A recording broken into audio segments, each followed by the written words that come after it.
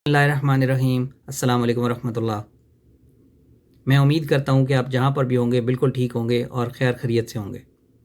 آج کا یہ ایک شاندار واقعہ اسلام اینڈ ہسٹری سے لیا گیا ہے اور اس کا موضوع ہے حضرت خالد بن ولید رضی اللہ تعالیٰ عنہ کا قبول اسلام۔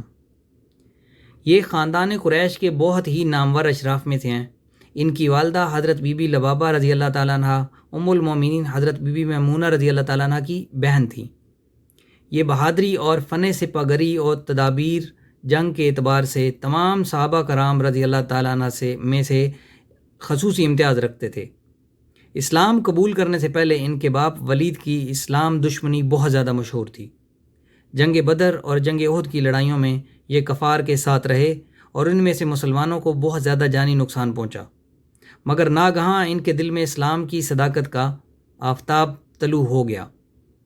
حضرت خالد بن ولید نے 628 عیسوی میں صلح حدیبیہ کے موقع پر نبی اکرم صلی اللہ علیہ وآلہ وسلم کی خدمت میں حاضری دے کر اسلام قبول کیا اور پہلے تمام واقعات پر نبی اکرم صلی اللہ علیہ وآلہ وسلم سے معافی مانگتے ہوئے آئندہ دین اسلام کی خاطر جنگیں لڑنے کا اعلان کیا۔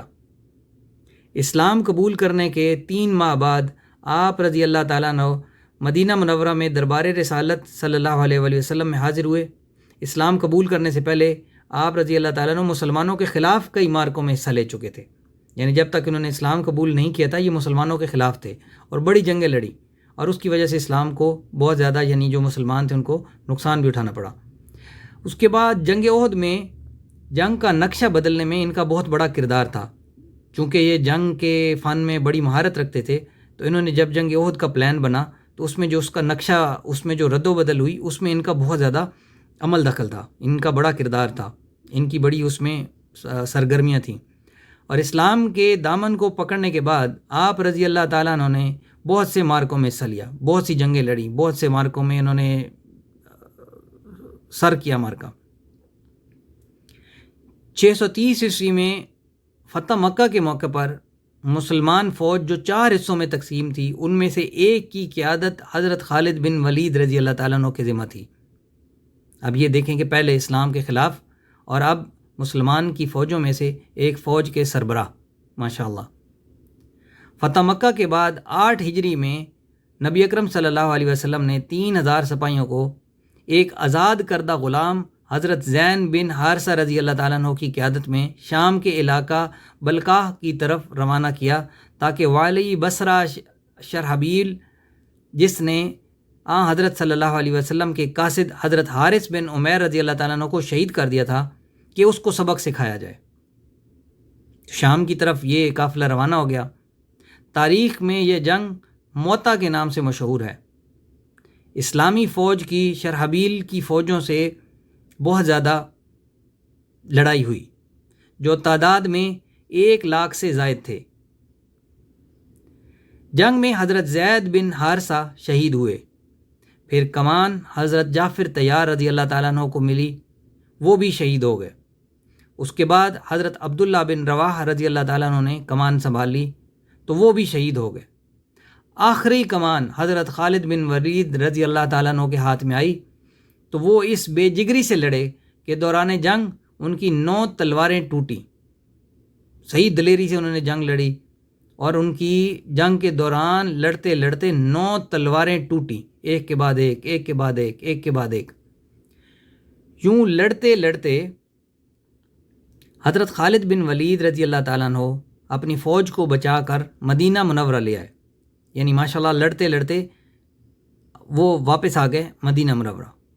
تلواریں ٹوٹنے کی بات جب نبی اکرم صلی اللہ علیہ وآلہ وسلم کو معلوم ہوئی تو آپ صلی اللہ علیہ وآلہ وسلم نے حضرت خالد بن ولید کو سیف اللہ کا خطاب دیا۔ اسی حوالے سے علامہ اقبال رحمۃ اللہ علیہ نے فرمایا تھا، سوچا بھی ہے اے مرد مسلماں کبھی تو نے، کیا چیز ہے فولاد کی شمشیر جگردار، قبضے میں یہ تلوار بھی آ جائے تو مومن، یا خالد جانباز ہے یا حیدر کرار۔ دمشق کے علاوہ عراق، ایران اور پھر رومیوں کے خلاف آپ رضی اللہ تعالیٰ عنہ نے جو جنگ کی حکمت عملی اختیار کی وہ تاریخ میں سنہری حروف میں لکھی گئی ہیں۔ حضرت خالد بن ولید رضی اللہ تعالیٰ عنہ نے نبوت کے جھوٹے دعوے دار مسلمہ کذاب کے ساتھ ایک خون ریز جنگ کے بعد فتح حاصل کی تھی۔ مسلمہ کذاب نے اپنے 40,000 پیروکار میدان میں اتارے جو حضرت خالد بن ولید رضی اللہ تعالیٰ عنہ کا مقابلہ نہ کر سکے، اور اکثریت جہنم رسید ہوئی۔ کچھ بھاگ گئے۔ مسلمہ وحشی بن کر حرب کے ہاتھوں قتل ہوا۔